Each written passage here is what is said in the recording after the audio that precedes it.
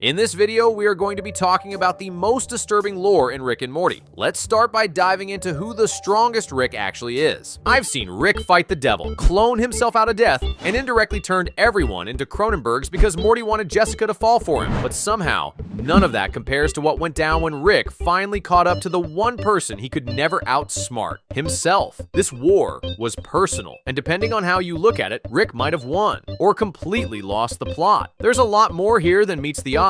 So let's figure out the truth. Who is the strongest Rick after all? To get to that, we have to talk about the one who started it all.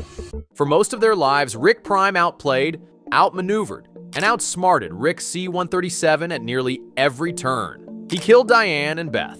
He forced Rick to abandon his own reality. He planted a scar so deep it rewired Rick's entire identity. So if the final blow came from C-137, fine. But every hit before that came from Prime. And it wouldn't have happened without evil Morty. That's the truth Rick doesn't say out loud. Because for most of his life, Rick was chasing. And Prime was always ahead. It started with a refusal. In Rick Mirai Jack, Rick Prime offers C-137 the secrets of multiversal travel, and C-137 says no. So Prime ended up killing Diane and Beth. That one move fractured Rick's timeline and his identity throughout the series. It's the reason he completed the portal gun, the reason he slaughters other Ricks, and the reason he becomes the man he is. And Prime didn't hide during any of it because he was never scared. He just doesn't care. While Rick burns his way through timelines, Prime lets the fire spread. He watches from the edges, builds traps, tests weapons, perfects the Omega device, a kill switch that can erase someone from every timeline at once, the kind of thing you build when you're not afraid of consequences. But by the time of the Unmortrican episode, Rick finally catches up, and it still wasn't enough. Prime kills Slow Mobius without blinking. He shrugs off Rick's tech, outpaces him in close combat, and mocks him mid-fight. Even when evil Morty disables Prime's healing system and wipes his backups, Prime wasn't exactly bothered by it. Although, he did die because of it, but he still taunted Rick and told him that the second he started chasing, he had already lost. And maybe he did, because this was reflection. Prime was never Rick's opposite. He was Rick without excuses. And even though he's gone, the version he left behind is still haunted. Because the smartest Rick in the multiverse was built by grief. A lot of people think Rick C-137 was the smartest because he made the portal gun, but he only completed it after watching his wife and daughter die. That matters. Rick Prime invented multiversal travel, but Rick C-137 invented it in spite of himself, out of grief and obsession. He reverse-engineered dimensional science by following the ghost of a man he hated and became that man by accident because he couldn't stop. The show never gives us a full play-by-play of how it all happened, but the key moments are scattered across episodes. A young, devastated Rick turned down portal tech in Rick Mirai Jack. A flashback to a bomb dropping into his garage in The Rickshank Rickdemption. An entire multiverse slaughtered in the hunt for one man. Rick C-137 didn't chase power. He chased closure. And when he couldn't get it, he helped build the Citadel instead. This is what makes him different from Rick Prime. Rick Prime had direction, purpose. He knew exactly what he was doing. And he didn't hesitate, but C-137 did, and kept looking for answers. And when he didn't get them, he nuked the board. He slaughtered every alternate version of himself who might have had the same face because he was desperately trying to control his grief. But here's the part people overlook. He actually succeeded. He built the central finite curve, a firewall that locked Rick into every dominant position across the multiverse. He turned chaos into architecture, then left it behind. So that's right. Rick had no plans of ruling the Citadel. He rejected it, left the Ricks to play pretend government while he spiraled alone. And when the Galactic Federation caught him, he didn't beg. He let himself get arrested. Then hijacked a simulation inside a simulation, faked his own brainwashing, escaped prison using a fake backstory, and destroyed the Citadel from inside a cell. In The Rickshank Rickdemption, he initially presented a fabricated memory to his interrogator, claiming it was his origin story, while secretly implanting a virus into the mind-reading device. This virus allowed him to hijack the agent's body, teleport the Citadel into the same space as the prison, cause the Citadel to be destroyed and help him escape. That's what makes him dangerous. Rick C-137 builds weapons, that's for sure, but he makes plans that span years for the most part, plans that tear institutions down while everyone else is still reading the rules. But none of it brought his family back, and that's the crack running through everything. Rick C-137 is strong because he refused to break, but also because he already did. He burned the world trying to fix something that couldn't be fixed. And the more he lost, the more dangerous he became. Curiosity was never really a driver for Rick. Damage took the reins. That's why he keeps coming back stronger, more paranoid, less attached. He's trying to make the pain mean something. That's exactly what Rick Prime wanted. And if you like to know about the strongest characters in Rick and Morty, hit that subscribe button. We've only scratched the surface. Because for a guy who built the Citadel and the Central Finite Curve, it's easy to forget how often the supposed strongest Rick has fumbled. Rick had already lost long before he built the Citadel, or helped create the Central Finite Curve. The curve was all about control. A firewall to cut off any universe where a Rick wasn't on top. In theory, it made Rick the smartest man in every room, but in practice, it just built a cage. One where Prime didn't need to hide, because he was never trapped inside it. Rick thought the curve would keep him one step ahead, but Prime had already thought of all this, so that murder was strategy. Prime didn't want Rick dead. He wanted him obsessed, and it worked. Rick Prime dropped a bomb through the portal, and the most dangerous Rick in existence was born. That event forced C-137 to abandon his dimension.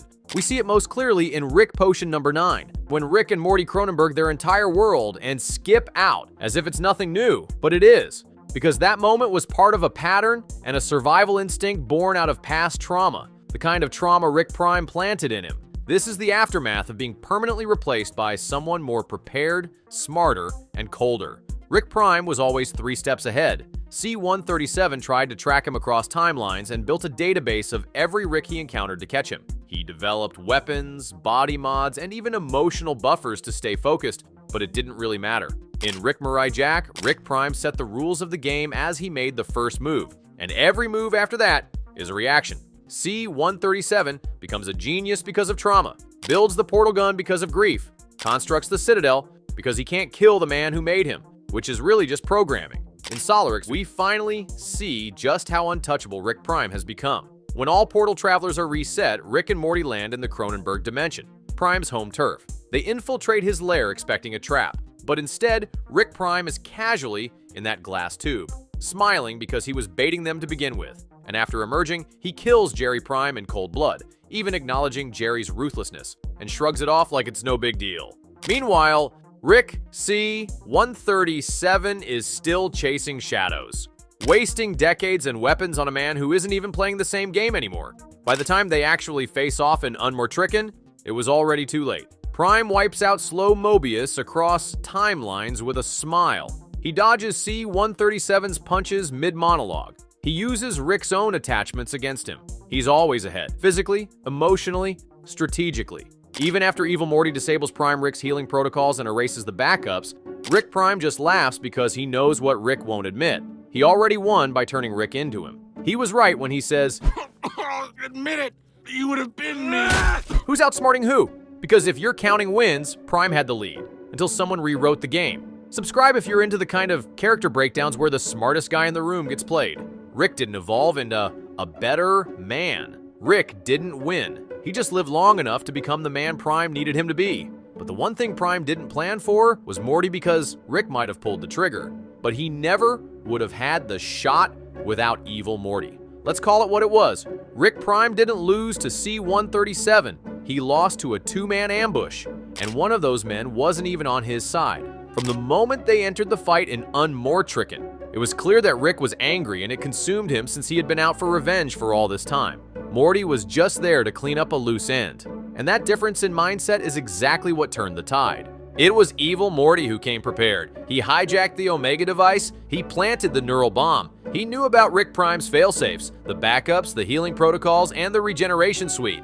And he took them off the board one by one with planning. The one thing C-137 used to pride himself on, before grief turned his intelligence into desperation. When the fighting started, Rick Prime dominated and stabbed C-137. He was seconds away from dying again, chasing the same man who's haunted his entire life. And even when Morty intervened, Rick still almost blew the whole thing because he was too emotional to land the kill. It was Evil Morty who stabilized the play, who reminded Rick, this isn't about winning, it's about ending it. And even then, Rick needed backup, needed Morty's data, needed Morty's detachment, because without him, Rick never would have made it to the fight in the first place.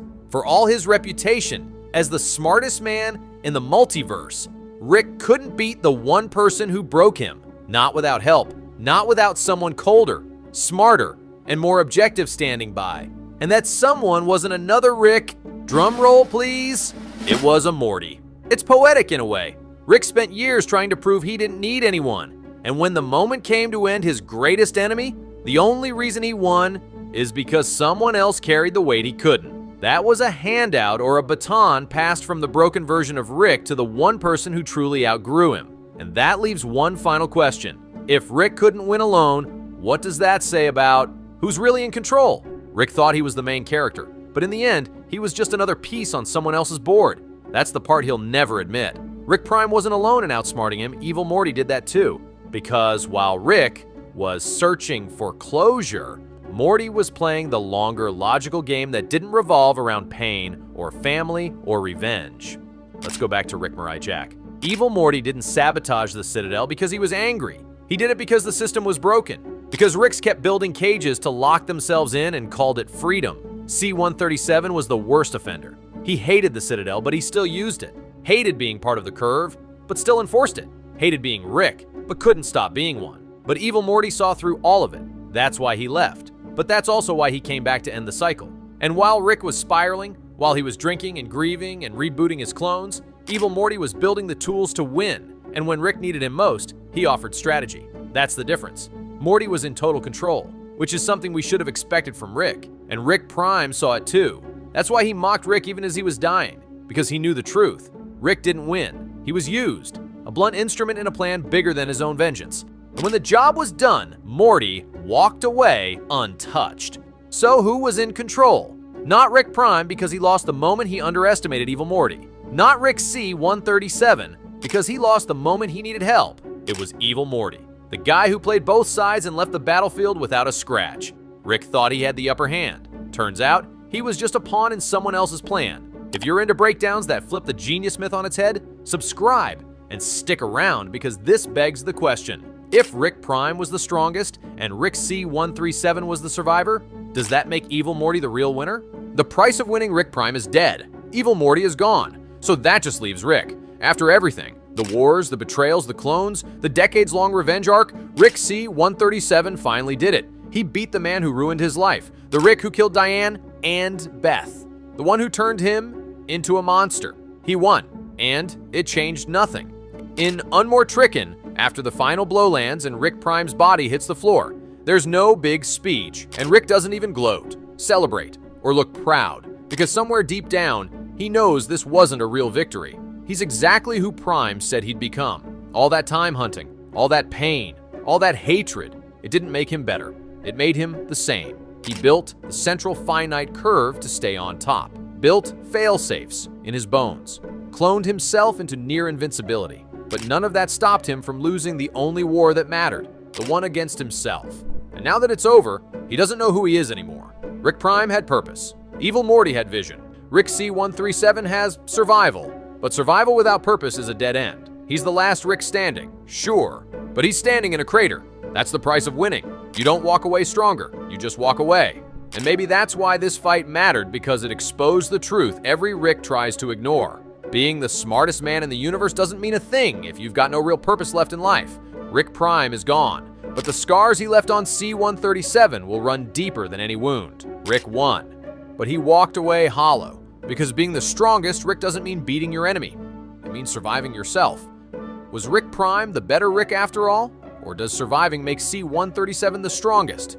Now let's move on to every time Rick Sanchez was outsmarted. From losing control of a single save point remote to getting humiliated by a train. These were the times the smartest man in the universe got played, looped, manipulated, and left scrambling. Starting with the moment that gave Morty full control of the timeline. It all started with a dumb vat of acid. Rick spent an entire episode trying to prove that his idea of a fake acid suicide escape plan was brilliant, and that Morty was just too short-sighted to get it. But when Morty called him out, Rick did what Rick always did and built something insane just to win a petty argument. Enter the save point device, a remote that could reset Morty's life to a saved moment like a video game. One click, and Morty could redo anything. It was supposed to be a morality lesson, or a trap, or a petty prank, but instead, Morty took it and ran. For the first time ever, Morty had total control. He traveled, fell in love, lived an entire silent romance, and when it all fell apart in a plane crash, he just hit reset, over and over. The kid didn't just abuse the tech, he mastered it. Rick had handed Morty God mode and assumed he wouldn't know how to use it. But while Rick wasn't even watching, Morty lived an entire life under the radar, and Rick only caught on after Morty's string of timeline resets led to a complete breakdown in the space-time continuum. Planes crashed, strangers died, cops got vaporized, and Rick had to clean it up. And when Morty begged him to undo it all, Rick did that by revealing that every reset didn't reset time. It just created a new Morty and killed the old one, meaning Morty had racked up a body count in the hundreds, if not thousands. But the biggest L was Rick built the device to teach Morty a lesson, and Morty still got the moral high ground. The whole episode started with Rick trying to win an argument. It ended with Morty proving he was the better man. Rick had to admit it, and if letting Morty hijack God mode wasn't enough, wait till you see what happened when Rick tried to predict how Morty would die. Rick handed Morty a death crystal, a tool that showed you all your possible deaths, timelines, and outcomes, all branching based on your next move. Rick expected Morty to use it once or twice, maybe get scared, maybe learn something, but Morty became obsessed instead. He found a timeline where he died in Jessica's arms and decided that was the one. Every move he made was filtered through the lens of getting closer to that one future. He stopped living and started timeline chasing, and Rick for once didn't notice until it was way too late. By the time Rick realized what was happening, Morty had gone full anime villain. He dodged bullets, manipulated military strike teams, and unleashed Wasp Rick from another dimension, all to stay on track for a romantic death that wasn't even real. And when Rick tried to stop him, he got impaled multiple times by a teenager. Morty completely derailed reality and wrecked Rick's cloning failsafe, forcing him to respawn in fascist dimension after fascist dimension just to survive. That's how deep this spiral went. Rick died again and again, trying to chase down his own protege. In the end, Rick fixed everything, but not before Morty turned a sci-fi teaching tool into a full-blown apocalypse. And Rick had to admit, you could build the tech, write the code, run the numbers, but you couldn't outthink obsession. After watching Morty destroy reality in the name of love, you'd think Rick might have learned to stop giving family members unlimited power. But he didn't, because the next time he handed someone a sandbox, they used it to bury a body. Beth turned Fruppyland into a crime scene. Rick thought he was being a good dad. That was how this started. Beth was a dangerous, emotionally unstable kid, and instead of therapy, Rick built her a pocket dimension called Fruppyland, a rainbow-smeared, soft-edged world where Beth could play without ever hurting anyone, a place where she could be just like him, a little unhinged, but in control. Except she wasn't in control. Years later, when an old childhood friend went missing and was presumed dead, Beth casually dropped the bomb that Fruppyland might have been involved, and that was when Rick realized she had used the safe zone he built to get rid of someone. Fruppyland was supposed to be unbreakable. Rick programmed it so the creatures couldn't be killed, the terrain couldn't be altered, and Beth couldn't get hurt. But Beth didn't need to kill anything. She just needed to trap her friend inside, permanently. It turned out, while Rick was busy giving his daughter tools to play God, she figured out how to use them like one. She left someone in there for decades. Rick gave her the perfect prison, and Beth filled it without blinking. He thought he had made a sanctuary, but she turned it into a crime scene. And Rick wasn't even mad. He was proud. So if Beth turning a playpen into a murder scene wasn't a wake-up call, Rick's next move was basically asking for it. If Morty and Beth are already running laps around him this early, go ahead and hit subscribe, because Rick's worst L's are still coming. Because when he started cloning himself to stay safe, he forgot that every version of him was just as paranoid and egotistical as him. To avoid getting assassinated, Rick created decoy families that were essentially robotic backups who looked, talked, and thought just like the real Smiths. The plan was, if someone came for them, the decoys would die in their place with no risk, until the decoys started building more decoys. One by one, each Rick got suspicious that the others weren't the real Rick, and since every decoy was programmed to be the smartest in the room, then the only logical conclusion was, all the other decoys must be threats. That cued an infinite loop of Ricks and Mortys declaring war on each other across the countryside. Clone Summer fought Clone Jerry with medieval armor and pitchforks. One decoy built a wooden version of the family just to throw off other decoys who immediately torched it. At one point, two decoy Beths argued about which one was the cooler clone before shooting each other in the face. By the end, there were so many versions of the Smiths, it was easy to lose track of who started it. But the point was, Rick tried to protect himself with versions of himself, and they all imploded, because if there was one thing Rick Sanchez couldn't survive, it was more Rick Sanchez. You'd think that after getting outplayed by his own decoys, Rick would have stopped trying to remake people in his image. But then he went ahead and tried to rebuild someone from the inside out. After Bird Person was shot and turned into a mindless cyborg by the Galactic Federation, Rick did something rare and actually tried to save his friend. He repaired Bird Person's body and entered his subconscious to bring him back online. But inside that mental maze, Rick tried something worse than fixing. He tried controlling him. He planted memories, adjusted timelines, and even inserted a younger version of himself into Bird Person's mind to help convince him to wake up. Rick wasn't just navigating his friend's trauma, he was rewriting it, shaping it into a version where Bird Person would be grateful. He was being loyal like old times, but it didn't work. Bird Person resisted. Even in a mental world Rick built from scratch, he couldn't force his friend to be who he wanted. Bird Person saw through it all. He didn't want to be rescued on Rick's terms, and he didn't want to come back just to play sidekick again. And when he finally did wake up, he didn't stay. Rick had rebuilt every cell in his body, but he still couldn't fix a friendship. And if Bird Person walking away wasn't enough to shake him, the next guy didn't even look back. Because while Rick was busy rewriting minds and chasing closure, the one person he had spent his entire life hunting never missed a step. This was the guy who started it all. Rick Prime, the version of Rick who killed C-137's wife and daughter, the one that broke him, the one that pushed him into building the portal gun, the multiverse travel, the entire science god complex. C-137's whole identity was revenge. Every weapon he built, every planet he visited, every Rick he outsmarted was all for catching one man. But in Solarix, we finally saw how that chase ended. Or didn't. Rick Prime wasn't hiding. He wasn't even scared. He was just out there, unbothered, untouchable. Every time Rick C-137 got close, Prime slipped away effortlessly. And the worst part was that he didn't care. Rick Prime saw C-137's whole revenge arc as a waste of time, an emotional subplot that didn't even deserve his attention. And that was what broke Rick. Not that he lost, but that the guy he was chasing wasn't even playing. Rick built an identity around revenge while Rick Prime didn't even remember his name. He couldn't outsmart his clones or fix Bird Person, and now the one Rick he swore revenge on doesn't even care. If you've made it this far, you're clearly built for chaos. Stick around. While Rick Prime outmaneuvered him across the multiverse, the next person to take him down didn't even need science. She used something way more dangerous, a wedding invitation. Tammy was just Summer's high school friend, the cute, clueless girl who fell in love with Bird Person. But when she invited the Smith family to her wedding, Rick said yes. That alone should have been the red flag. Rick didn't do weddings. He barely did family, but he made the trip, wore the suit, gave the toast because deep down, he liked Bird Person, maybe even missed him. And for 1 second, Rick let himself be part of something normal, which was a big mistake. Right after the vows, Tammy revealed she was an undercover agent for the Galactic Federation and shot Bird Person point blank, stormed the ceremony with soldiers, and exposed Rick in front of everyone. It was a massacre, and Rick walked straight into it. He wasn't tricked by a clone or a decoy this time. He was taken out by a teenage girl with a clipboard and clearance codes. Because while Rick was off squanching like one of the gang, Tammy was setting the trap. The smartest man in the universe got caught by being sentimental, and for once, there wasn't a gadget in his pocket that could fix it. After getting blindsided at a wedding, you'd think Rick would have stopped letting his guard down around people he claimed to love, but then came the moment he tried to fix his daughter by turning her into a science experiment. Rick didn't do parenting. So, when Beth started questioning her identity and whether she should leave Earth, Rick came up with the solution to clone her, erase his memory of who was who, and let fate decide. One Beth would go off and become a spacefaring rebel. The other would stay home with the family. In his mind, that was growth. But when the truth finally surfaced, and both Beths realized what Rick did, so they didn't thank him or hug it out because they were furious. What Rick really did wasn't out of love. It was so he could avoid responsibility. He didn't want to face the consequences of being a bad dad, so he outsourced it to cloning and plausible deniability. And that backfired harder than anything else. Neither Beth wanted to play his game. Space Beth resented being engineered for freedom. Domestic Beth resented being left behind. And both of them saw straight through Rick's usual defense mechanisms. In the end, they teamed up to leave him and move forward without needing his approval. Rick thought he cracked the code by cloning his daughter, but both Beths walked out and we're still not at the worst of it. Drop a comment if you've guessed what takes the #1 spot. After losing both versions of Beth, you might think Rick he finally learned to stop playing God. But then came the ultimate checkmate from the one person Rick spent a lifetime underestimating. Rick thought the Citadel was a safe space. A place built by Ricks, run by Ricks, powered by an endless supply of disposable Mortys. He called it structure. Evil Morty saw it for what it really was, a multiverse prison designed to protect one man's ego, and he decided to burn it all down. From the moment Evil Morty faked being a brainwashed pawn in close Rick counters, he was 10 steps ahead. He framed Rick C-137 for murder, slipped into the shadows, then resurfaced in the Ricklantis mix-up as a campaigner for Morty rights. Rick didn't even notice, too busy being unimpressed. By the time Rick Mirai Jack rolled around, Evil Morty was president with full control of the Citadel's systems. And that was was when the mask came off. He revealed the truth, the central finite curve, a multiverse firewall that filtered out realities where Rick wasn't the smartest man alive. Rick didn't just create the Citadel, he rigged the entire cosmos. Evil Morty's final move was to destroy the curve and leave, because the worst insult to a Rick was a Morty who didn't need him anymore. Rick thought he was playing 4D chess, but it turned out Evil Morty had already flipped the board. He escaped the multiverse Rick built, but someone else went deeper, because while Evil Morty broke the rules, the next opponent wrote them, and Rick never realized he was just another plot device. At first, it looked like another random Rick and Morty adventure, a chaotic train ride filled with ridiculous battles, memory flashbacks, and narrative nonsense. But halfway through, they realized they weren't on a train, but actually inside a story device. The story train was a literal narrative engine built to simulate endless Rick and Morty adventures, monetize their arcs, and force meaning into meaningless chaos. And Rick, the guy who mocked continuity and broke the fourth wall, got played. He tried everything. Killed Jesus, defeated gods, shifted genres, rewrote character arcs, even weaponized meta-commentary. But it wasn't enough. The story train bent every moment to fit a 3-act structure. Rick barely survived it and only escaped by tricking it into crashing with a ham-fisted PSA about buying the toy version. And even that was part of the story, apparently. After the credits, when the story train was revealed to be a literal consumer product on sale in a toy store. Rick wasn't the author, he wasn't even the protagonist. He was merchandise, a piece of IP stuck in a looping morality tale. The smartest man in the universe didn't just lose the fight, he lost to the writers. Some of these losses were tactical, some were cosmic, but every single one chipped away at the myth of Rick's untouchable genius. Because for all his tech, backup plans, and ego, Rick Sanchez can still get outplayed. Now let's take a deep dive into what happened to every one-time Rick and Morty character. From a brilliant intern trapped inside a mutated teenager,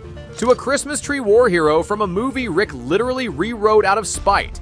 This is what happened to every one-time Rick and Morty character who mattered for one episode, and never mattered again. Starting with Annie. Morty found love in a giant corpse and never spoke of it again. Annie was a churro stand intern working inside the decaying body of a homeless man named Ruben. She was part of Dr. Xenon Bloom's team maintaining Anatomy Park, Rick's theme park experiment that featured a deadly strain of gonorrhea and pirates of the pancreas for some reason. Morty was in love from the moment he met her. She was smart, brave, and actually competent. And even after Pancho accused him of being 12, Morty made sure to clarify he was 14. What started as a disaster surprisingly worked in Morty's favor. When gonorrhea attacked, he remembered the intestines were full of gas and suggested lighting a match to blow it up. Annie noticed, but what changed everything was when Pancho tried to smuggle out bubonic plague. Morty called him out, and Pancho responded by grabbing Annie and holding a knife to her throat. So Morty jumped on him, sending Pancho tumbling into a pool of stomach acid. That's when Annie went from being dismissive to being all over him in minutes. The two shared a kiss right before being ejected out of Ruben's chest cavity. But the moment they got back to Rick's garage, Morty lost his chance to lose his V card. Annie told Rick she's qualified to rebuild a safer anatomy park, and Rick shrunk her to be used for a new project. Morty was horrified, and Rick told him he dodged a bullet. And that was it. Annie was a potential love interest, someone Morty risked his life for, and she was never seen again. For a girl who survived inside a corpse, she deserved more than one episode. But Rick didn't care, and eventually Morty forgot about her too. And if Morty forgot Annie this fast, wait until you see what happened to the very first person he ever killed. Frank Palicki. He pulled a knife on Morty, Rick froze him, Summer lost her chance of ever being with him, and the show never looked back. Frank Palicki was Morty's high school bully, and the very first person to die in Rick and Morty. In the pilot episode, Frank corners Morty in the hallway, pulls a switchblade, and accuses him of calling him poor. It's a one-sided confrontation, and Morty looks terrified. Until Rick casually strolls up, freezes Frank solid, and drags Morty away like nothing happened. Summer walks in moments later and flirts with Frank, completely unaware that he's frozen stiff and his body knocks over. His whole body shatters on impact and Frank Palicki breaks into 1,000 pieces across the school hallway, and no one stops to process it. The next time we see him, or at least the memory of him, it's with Summer and her classmates in the school hallway holding a small memorial while Jerry and Beth watch. The show gives him one scene of grief and then wipes him from existence. Frank is never mentioned again. Frank's death in the pilot episode is basically how the show treats one-time characters. Rick and Morty established in minute 1 that life is cheap, actions don't have consequences, and death is just another punchline. Frank Palicki was the first victim of Rick's indifference, and the first example of this show's cold-blooded world building. If the first corpse meant nothing, wait until you see what happened to a Jerry who ran the multiverse. Boss Jerry. He had a beard, a leather jacket, and an interdimensional empire. But he still got erased like every other one-off character in the show. Boss Jerry wasn't just another insecure loser stuck at Jerry Bory, he was a survivor. The show implied that his family went on an adventure and never came back.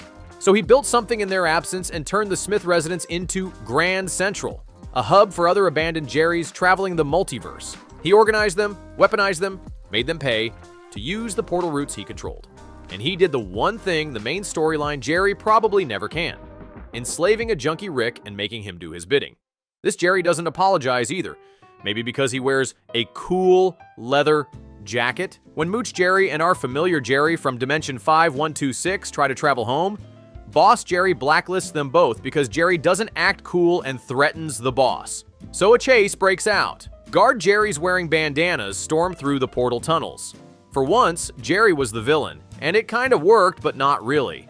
In the final act, Boss Jerry tries to kill the others during an escape through a burlap portal sack. But Mooch Jerry cuts the rope, collapsing the portal and sending Boss Jerry plummeting into the void between dimensions, tumbling into what seemed like nothing, and the entire show forgets he ever existed. Boss Jerry was dangerous. He was efficient. He was the closest any Jerry's ever come to real power. And the show erased him in seconds because in this universe, even the most competent Jerry is still just a joke. If you're into characters who show up once and somehow break the show, hit subscribe.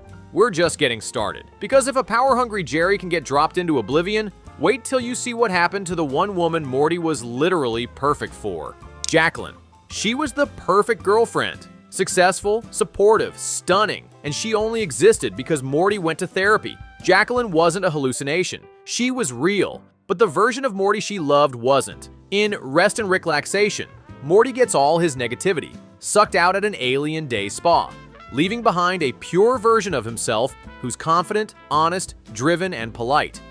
Detox Morty becomes everything he's ever wanted to be. And with that energy, he moves to New York, gets a high-paying finance job, buys a luxury apartment, and starts dating a red-haired biotech fundraiser named Jacqueline. She talks about canceling major events just to spend more time with him. She calls him her soulmate, and Morty, this version of Morty, treats her like the most important thing in the world. But of course it doesn't last. Rick tracks Morty down, injects him with his negativity, and the real Morty returns, who's awkward, insecure, and messy. The kind of kid who can't handle happiness for more than 5 minutes. He breaks up with Jacqueline on the spot because, well, that's how the real Morty is. But Jacqueline takes it shockingly well. She keeps the apartment and thanks him for being honest, and she's never heard from again. Even when Morty reflects on lost loves later in the season, he skips her completely. The show builds a perfect romance, gives it around 40 seconds of screen time, and erases it just like that. If you think Morty should have stayed in that apartment, hit subscribe before Rick ruins your love life too. Morty might never find true love, but at least he's not the guy who never got a shot at redemption before the universe quite literally pissed all over him. Pissmaster. He died a joke, got remembered as a hero, and then was forgotten by everyone, including the show. Pissmaster was introduced as one of the many low-tier villains that have it out for Rick. He was shown as a low-rent supervillain in a piss-powered bodysuit who harassed Summer at the dinner table and challenged Rick to a fight. But instead of Rick responding, Jerry stepped in and actually beat him, in front of everyone. The next time anyone checks on Pissmaster, he's dead, and this piss joke suddenly becomes one of the darkest moments in the show. Rick finds the body, and in a rare moment of guilt, he puts on the suit and assumes Pissmaster's identity, redeeming him by saving lives, stopping crimes, and building a fake legacy of heroism. A man who died in shame was now remembered as a martyr. Everyone buys the story, until everybody finds out it was Rick in the piss suit, and then he tells Morty the truth. That's when things start falling apart. Jerry realizes his need to prove himself pushed a man to kill himself, and the whole arc is dropped. No one mentions Pissmaster again. That's the Rick and Morty way. Pissmaster wanted to be remembered, but he got forgotten the second the credits rolled instead. And if dying turns you into a punchline, just wait until you meet the eco-warrior who turned a mining facility into ash. Planetina. She burned down a congressman's house, killed 300 miners, and still somehow ended up being the one who got dumped. Planetina was Rick and Morty's twisted take on Captain Planet, summoned by 4 child handlers using elemental rings and used as a literal product. She was a walking climate change PSA with a flashy costume, recycled one-liners, and deadly powers. But when Morty met her, she wasn't a joke. She was everything he believed in. kind, idealistic, powerful, and ready to fight for a better world. They fell for each other fast. Morty killed the Teenateers just to free her. She called him her boyfriend on live TV and they made out in the sky. It should have been the start of something big. But freedom changed her. Without the Teenateers, Planetina had no leash. She slashed tires to stop pollution. She set fire to the congressman's house. And when a group of miners refused to stop drilling, she set the whole place on fire, killing 300 people while Morty stood by and watched in horror. So, Morty did the sensible thing and broke up with her. She begged him to understand, but he doesn't, and she flies off crying, never to be seen again. Planetina had power, trauma, and an actual message, but the show painted her in a negative light and just moved on. And if a planet-saving goddess can vanish that easily, wait till you see the pet that destroyed Earth in under 60 seconds. Mr. Frundles, he said one line, bit one person, and ended the world in under a minute. Mr. Frundles was locked in a cage in Rick's garage. Rick mentioned he was kind of cute, but didn't elaborate. He was treated like just another odd pet, until Jerry let him out. The moment Frundles bit him, Jerry transformed. Then the furniture. Then the house. The infection spread instantly, consuming everything in sight. Buildings, people, and objects were all overwritten into copies of Mr. Frundles. It was less a virus and more a full-scale rewrite of reality. Jerry mutated first, then the couch, then the walls. Frundles didn't spread like a virus. He rewrote reality. In seconds, the infection had jumped from organic tissue to inanimate objects and was consuming the entire house. Rick took one look, shouted for everyone to get in the car, and abandoned Earth C-131 without hesitation. Later in the show's timeline, it's implied that Mr. Frundles eventually died, possibly from old age or lack of resources, and Earth slowly recovered. But in Solarix, he caused one of the fastest planetary extinction events in the series. If you've made it this far, you already know. One episode in this show is enough to rewrite the rules. Hit subscribe so you don't miss the ones that got away. I mean, if something that deadly can be brushed off without a second thought, wait until you meet Fart. A telepathic fart, mind you. Fart. Fart wasn't his real name. It was an insult Rick threw out mid-chase. But the name stuck. He was a floating, telepathic gas cloud from another dimension, held in containment and marked for assassination. Rick sold the antimatter gun to Krombopolis Michael so he could get enough flurbos to spend the day playing video games at Blips and Chits. But Morty accidentally ran him over with the ship just as he was about to assassinate Fart. That's where the trouble started. Morty saw Fart as a misunderstood being who was polite and grateful, even beautiful in a cosmic, glowing orb kind of way. And when Fart sang "Goodbye Moon Men" while floating above the skyline, Morty genuinely believed he did the right thing. Then, Fart revealed his true intentions. He didn't just want to go home, he wanted to come back with an army and wipe out all carbon-based life in the universe. Morty wasn't a friend, he was just an exception, and even that wasn't guaranteed. So Morty pulled the trigger. He used the same antimatter gun Rick sold for pocket cash and vaporized the creature he risked everything to save, and Fart was never mentioned again. Fart had one of the most dramatic single-episode arcs in the entire show. He cost thousands of lives, manipulated Morty, revealed a galactic extinction plan, and still got less closure than a Cronenberg. Fart nearly wiped out the universe and got deleted mid-sentence. But the next guy wanted to power his city and ended up going to war with Rick. Zeep Zanflorp. He built his own universe, claimed to be smarter than Rick, and still got trapped in a battery for half the episode. Zeep was the smartest man in his world until he learned about Rick. When Rick's ship broke down, he dragged Morty inside his car battery to check the power source. That's where they found Zeep, a brilliant scientist who had just created his own mini-universe inside the microverse. He was cocky, respected, and surrounded by people who cheered him on. At first, Zeep treated Rick like a primitive outsider. He called Rick's tech outdated, called his energy obsolete, and showed off a miniverse that worked exactly like the one Rick built before him. But once they dug deeper and found Kyle working on a third universe, Zeep finally figured it out. He wasn't a genius. He was a pawn in Rick's car battery, and that's when he snapped. He attacked Rick, got trapped in a third universe. After spending months trapped in a mountain cave, he built a mech suit out of trees and tried to take down Rick. All the while, Morty was living among cannibal tree people and gradually going crazy over dirt, fruit, and driftwood. Eventually, Morty forced them to work together, and for 1 second it looked like Rick and Zeep had finally found common ground. Then Zeep tried to bail as soon as they returned, but Rick stopped him. They raced to the ship, and Rick won. And that was the end of it. Zeep went from being a genius who could rival Rick to a memory because he never came back or got his revenge. Zeep created an entire universe just to feel important. Snuffles didn't need a universe. He built an army, changed his name, and almost turned Earth into a pet resort. Snuffles Snowball. He started as a dumb family dog and ended as the commander of a mech army with plans to conquer Earth. Jerry complained that the dog was too stupid, so Rick slapped together a helmet that made him smart. Not sit and roll over smart. Read books, build weapons, start a rebellion smart. It didn't take long for Snuffles to upgrade his voice, build a translator, and tell the family his new name, Snowball, because his fur is pretty and white. Then he started building. First a mech suit, then a robot army, then an uprising. He rolled through the neighborhood, took over the city, and started asking questions about slavery, cruelty, and why humans ever thought they were in charge. Morty tried to stop him, but he failed. Rick tried, too, and ended up drugging Morty in a last-ditch attempt to guilt the dog into backing down. It almost worked. In a vision, Snowball watched Morty die in a hospital bed, hooked up to wires, whispering "I love you" as his organs shut down. And that was it.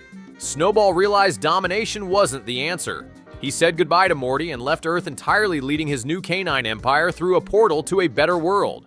One where dogs rule with empathy, where pain doesn't win, where pet insurance is mandatory. And he never came back. This was a full emotional arc in under 20 minutes, and the show tossed him aside. But that's how it goes in this universe, because in Rick's universe, nobody matters unless they're useful.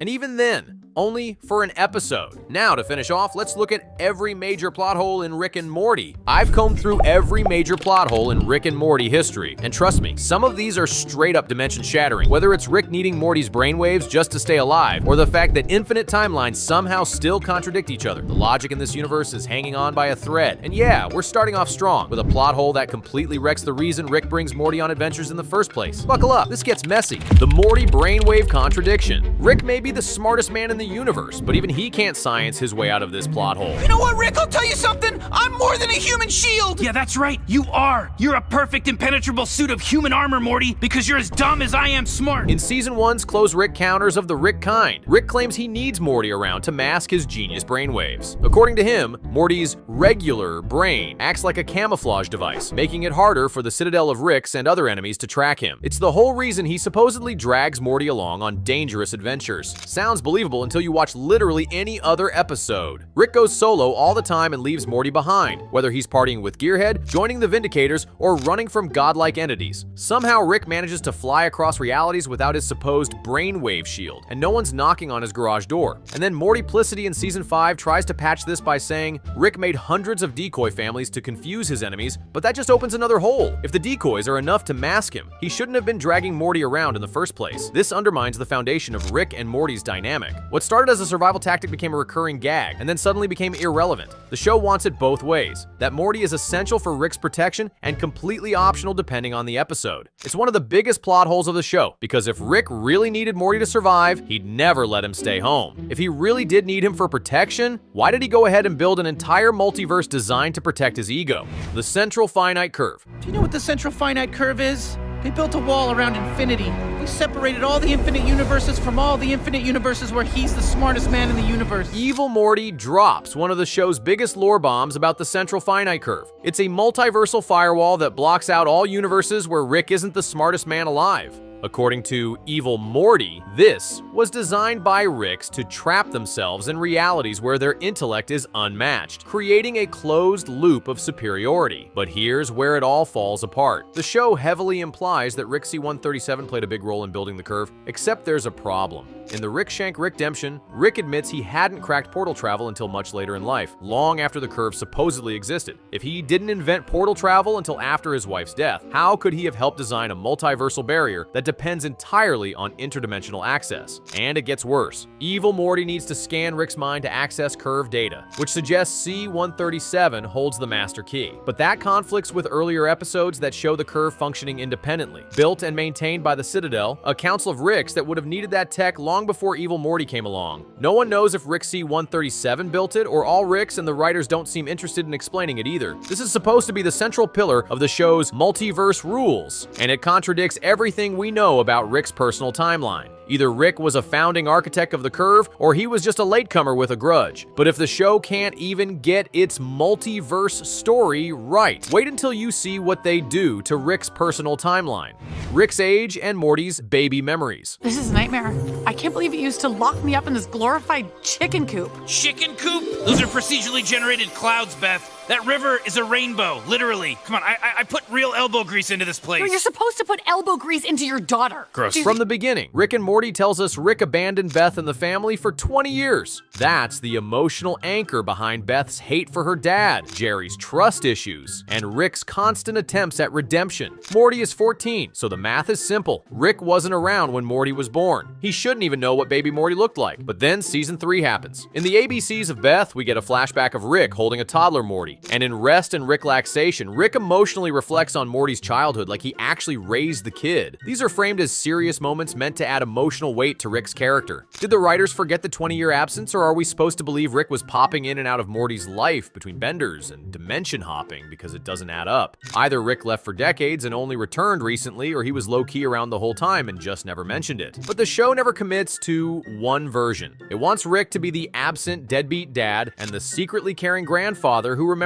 holding Morty as a baby. This inconsistency breaks the emotional core of the show. If Rick was there when Morty was a baby, then Beth's trauma, Morty's lack of trust, and Rick's own guilt are all built on a lie. If Rick can't even keep track of whether he raised Morty or not, hit subscribe because the timeline fails are just getting started. Since Jerry's plot hardly qualifies as a storyline, Rick's timeline makes absolutely no sense. Who do you think had more taken from them when you shot 20 cc's of liquid dream killer into my daughter? She was Rick's daughter, Jerry. She had options. Oof. That all ended because she felt sorry for you. You act like prey, but you're a predator. You use pity to lure in your victims. It's how you survive. Jerry's permanent unemployment. Jerry's career path is basically a black hole. Since episode 1, Jerry Smith has been the poster child for failure. He's insecure, aimless, and, most of all, unemployed. It's a running gag that everyone, including his own kids, mocks him for. The problem is that in spite of being ridiculed for being unemployed, Jerry never makes an effort to find employment. Seriously, think about it. Across multiple seasons, timelines, and even realities, Jerry does nothing to change his situation. He just vibes, and somehow he's still able to afford a house, car, cable, and 2 kids. Jerry, what the hell is happening? The galactic government collapsed. Are you okay? Look, I'm not proud to share this, but the truth is I just kept crawling and it kept working. When he does get hired by the Galactic Federation in the Rick Shank Rickdemption, it's by accident. And once they leave Earth, he's back to being jobless Jerry with no questions asked. And the weirdest part is that no one ever forces him to fix it. Beth complains, Summer complains, Jerry complains, but nothing changes. The guy lives in a universe where robots grant wishes and magic mushrooms turn you into a CEO. And he still manages to do absolutely nothing. This isn't just a character quirk, it's a structural flaw in the writing. The show wants Jerry to stay pathetic forever, but it never explains how that's even possible. So while Rick defies the laws of space and time, Jerry defies the laws of basic economics. His lack of income makes no sense, but wait till you see what happens when Morty has a baby with a robot.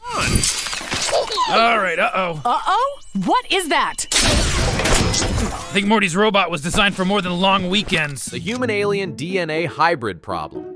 Rick might be able to rewrite physics, but even he can't explain how Morty got a robot pregnant. In Raising Gazorpazorp, Morty has a moment. With an alien sex robot, and somehow 9 months compressed into 9 seconds later, out pops Morty Jr., a half-human, half-Gazorpian hybrid. The show shrugs it off as one of Morty's typical screw-ups, but there's a much bigger issue here. This should be biologically impossible. We're talking cross-species reproduction between a human teenager and an alien machine that doesn't even have organic parts. At best, it's a synthetic incubator. At worst, it's a glorified vending machine. Either way, there's no plausible explanation for how a viable organism with both human and alien DNA comes out of that. Real-world biology tells us humans can't even reproduce with chimpanzees, and we share 98% of our DNA with them. But Morty somehow beats evolution, and the show doesn't treat this as a one-time joke either. This is for you, Daddy.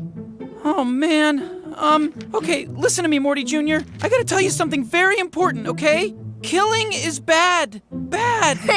You're silly, Daddy. Later episodes treat Morty Jr. like a real character with genuine development and trauma, all based on the premise that interspecies, intermechanical reproduction is completely normal in the Rick and Morty universe. The show bends science all the time, sure, but this is snapping it in half and feeding it to a Gazorpian. If biology doesn't matter in this universe, apparently neither does time, because the next contradiction is so big it should have solved every episode before it started. Time Time manipulation. Out of all the tools Rick has ever used, the one he completely forgets exists might be the most powerful. Time manipulation. Shut up, Morty. The last time you felt something, we all almost died. You little piece of shit. Back in A Rickle in Time, Rick freezes time for months, fixing the house, throwing raves, even playing with time like it's a video game. He literally repairs their entire world without anyone noticing. That one scene proves he has the ability to pause, rewind, and control time with pinpoint accuracy. And then, he never uses it again. Seriously, the Galactic Federation invades Earth and he didn't freeze time once. Evil Morty took over the Citadel and he had no backup plan then either. Summer got trapped in a collapsing space-time loop. Still nothing. It's like Rick forgets he can bend time whenever the stakes are too high or worse. The writers hope we forgot. The show tries to explain this away by saying time is unstable or too dangerous, but that doesn't hold up. If Rick was smart enough to fix time after fracturing it across multiple realities, he's smart enough to use it safely. And even if it's risky, Rick's entire character is based on doing reckless science-y stuff just because he can. It's a missed opportunity and a full-blown contradiction. The show introduces god-tier tech, proves it works, and then ignores it forever. Time manipulation could have solved a dozen major conflicts, from intergalactic wars to simple misunderstandings. Instead, Rick lets entire planets burn while holding a time freeze button in his back pocket. If Rick can freeze time for months and still forget to use it, just wait until he starts treating the portal gun like a toy. One button press could fix everything. However, Rick's too busy losing track of how his own portal tech works.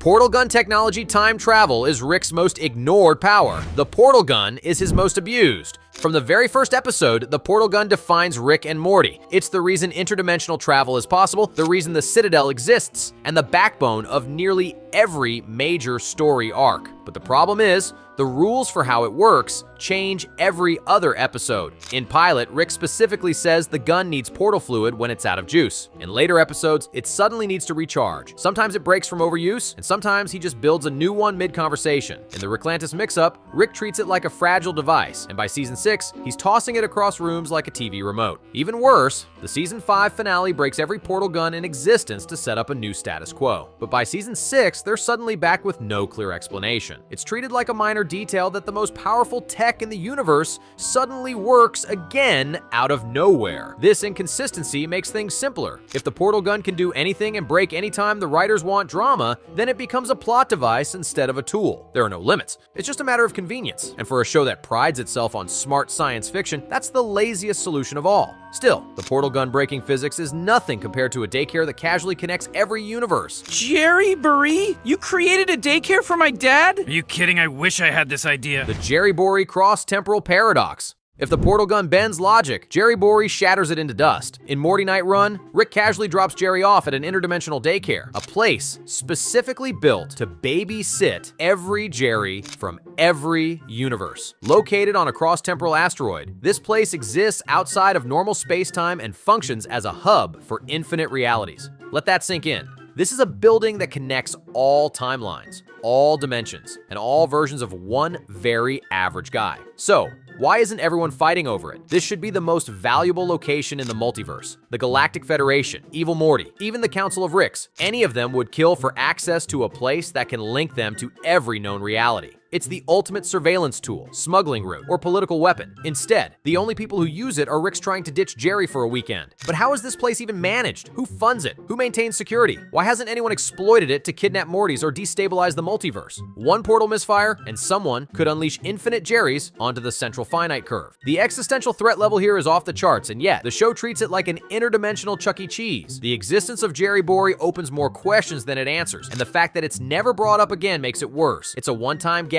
with universe-breaking implications that the writers immediately bury. If infinite Jerrys make no sense, wait until you try counting how many Mortys live rent-free at the Citadel. So I didn't know there were still Ricks and Mortys living on the Citadel. I wonder what their day-to-day lives are like. Citadel population logic. If Jerry Bory broke reality, the Citadel broke basic math. The Citadel of Ricks is supposed to be a centralized hub, a floating dystopia where thousands of Ricks and Mortys from across the multiverse live, work, and rule. It's introduced as a necessary evil, a place where Rick variants can coexist while keeping Mortys in check. But once you start thinking about how it actually works, it starts to get confusing. First off, let's talk Mortis. According to the Rick Shank Rickdemption, Mortys only exist because Ricks abandoned Beths across infinite timelines. So how do so many Mortys end up at the Citadel? Some are students, some are cops, some are running businesses. Mortys are supposed to be 14, but here they're running elections and owning real estate. So what happened to their families? Did these Ricks all abandon Beth just to get a Morty to raise at the Citadel? Are they kidnapping Mortys? Are they aging them up somehow? The show never explains. It just throws Morty after Morty at the screen and hopes you won't ask where they came from or where their families went. And the same problem goes for the Ricks. If the Citadel houses all these Ricks, who's inventing things? Who's traveling the multiverse? Why do some Ricks have Mortys and others don't? There are cops, janitors, factory workers, all Ricks, all somehow cool with being part of a Rick-run bureaucracy, which completely contradicts the core trait of Rick as a nihilistic anarchist who doesn't trust anyone, especially himself. The Citadel was built to expand the lore, but it ends up contradicting everything the show says about Rick and Morty's origins. It's a city made of paradoxes. Morty's running for office and Rick's cleaning bathrooms. If that's not peak multiverse nonsense, drop a comment. Which Citadel moment broke your brain first? Rick and Morty have come up with their own version of science, so why not throw in some actual magic while we're at it? Grandpa Rick, I like working here. You work for the devil. So what? So what? The devil and magic contradiction. Rick has one rule: science is real, and everything else is nonsense. He mocks religion, trashes spirituality, and constantly reminds everyone that the universe is chaos, not destiny. He's the guy who dissects gods, builds time-freezing tech in a garage, and laughs at the idea of anything he can't measure. So, why does he go toe-to-toe with the actual devil? In Something Ricked This Way Comes, Rick enters a petty war with Mr. Needful, a literal supernatural being who runs a cursed antique shop. The episode never even questions whether this is real magic. In fact, Rick acknowledges the curses exist, then opens his own counter-curse store just to spite the guy. He doesn't dismantle the magic, he plays by its rules and just wins harder. It's not like the show plays this as metaphor or illusion. It straight up confirms that these items are magically cursed and that the devil is, in fact, the devil, which is a huge problem because later episodes go back to insisting that magic doesn't exist and everything is just science in disguise. You can't have Rick be a militant materialist and someone who casually beefs with Hellspawn. This one-off joke completely breaks Rick's character. Rick's entire persona as a hyper-rational nihilist who only believes in science crumbles if he thinks magic is real enough to oppose it. Curses are real, Satan runs a storefront, and somehow Infinity still manages to break the plot harder. The Infinite Dimensions Paradox. This next one is a philosophical time bomb. From the start, Rick and Morty is built on one big concept of infinite dimensions. There are infinite Ricks, infinite Mortys, and infinite timelines in which every possible outcome occurs. Every decision you make creates a new reality, and every version of you exists somewhere. Rick says it, Morty lives it, and the portal gun thrives on it. Sounds cool, until you understand what that truly means. If everything happens somewhere, then nothing matters. Every choice, whether to kill a family or save a planet, has already been made at some point in time. There's a version of Rick that's a good father, a version where Jerry's president, and a version in Close Rick Counters of the Rick kind where they're all chairs. Free will doesn't exist, only probability. This Rick, that Morty. Why even pretend their choices matter when infinite versions are already covering all the outcomes? The show leans hard into character growth and drama, then turns around and says none of it matters because there's always another Rick, another Morty, and another timeline. It kind of kills the tension. It's narrative whiplash because 2 episodes later, they ditch their dimension like an old pair of shoes. But if nothing matters because everything happens somewhere, someone should have still noticed the bodies in the backyard. The Cronenberg grave plot hole. All right, Morty, here we are. Oh my god, Rick! Is that us? We're dead! What is going on, Rick? I'm freaking out! Of all the things the Smith family conveniently forgets, this one might be the most insane. In Rick Potion number 9, Rick and Morty accidentally turn their entire planet into deformed Cronenberg monsters. The solution was to skip to a nearby dimension where that version of Rick and Morty just died and replace them like nothing happened. Morty wanted Jessica to like him, and Rick turned it into a science experiment. One failed love serum turned into a cascading genetic meltdown. The human race mutated into twitching, liquefying Cronenberg monsters, and Earth was unsalvageable. Rick's solution wasn't to fix it, it was to ditch it. He opened a portal to another dimension where everything was still normal, except in that one, Rick and Morty had just died. Morty watched his alternate self's body twitch on the ground, then helped bury it in the backyard with no explanation to Beth or plan to come clean. He just dragged 2 corpses outside and shoveled dirt until the problem disappeared. That was the moment everything changed, except it didn't. Summer kept hanging out by the fence. Jerry kept mowing the lawn. Beth poured wine on the patio next to 2 unmarked mounds of dirt, and nobody said a word. The show never followed up. Morty never explained, and no one ever noticed that the Morty they raised wasn't the one they started with. It was supposed to be the most traumatic thing Morty ever did. Instead, the show skipped past it like nothing happened, and by doing that, it skipped past the family too. Because if Beth doesn't see it, if Summer doesn't ask, if Jerry doesn't feel anything, anything, then they're not characters anymore. They're props standing on a set where consequences don't matter. Rick leaves his problems behind and Morty buries his, and the rest of the family just sets the table like they didn't move into a house with 2 bodies buried in the yard. If you made it through all the paradoxes without falling into an existential spiral, if you enjoyed the video, make sure to subscribe and we will see you in the next one.